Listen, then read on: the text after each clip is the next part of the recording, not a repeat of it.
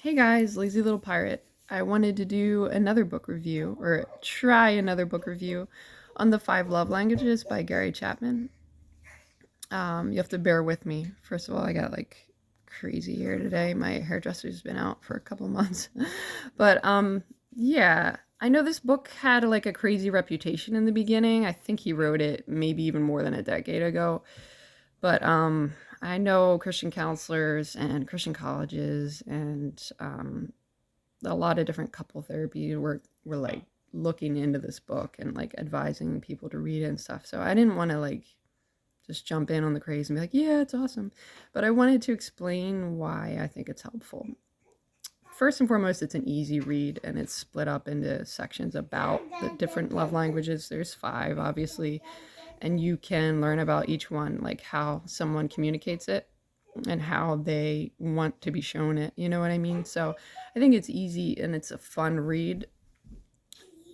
And there's a quiz at the back, so you might start with that, see if you and your partner match in your love languages. So it's fun and it's light and it's easy, and that's why I love it. But I also think, sorry, I'm trying to feed baby here. I also think it communicates a much deeper message too.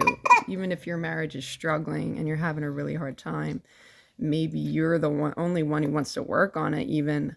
There's an awesome story about Anne, he calls her, and she had essentially given up on their marriage. They were still married, but she was still in it because she did believe in God and she believed that this was the right thing to do, to try to work on it. Sorry.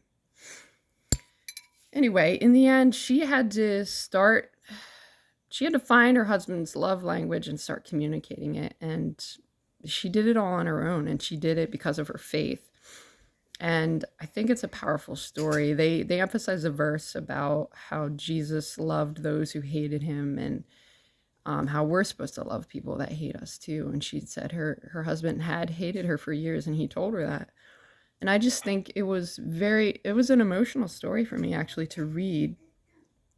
So anyway, all thoughts aside, I think this is a good read, and it's good because it can be quick, or you can delve a little deeper into it too.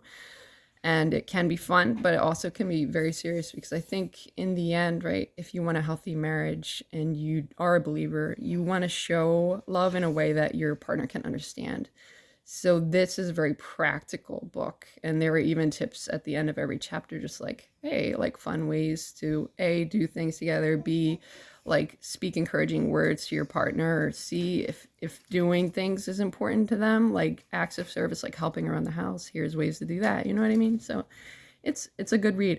I also wanted to add to, I forgot in my other videos, that this is definitely a religious book, but I don't think that's only what it's based about. He doesn't always like Jesus, God, this. It's more about the practical aspect of things.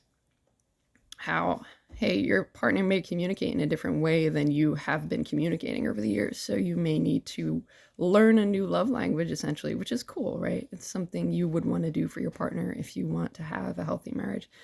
So again, it's a religious book, and there definitely are religious aspects to it, but that's not like the point of what he's writing. The point of what he's writing is to give you practical advice on how to help your marriage and how to grow.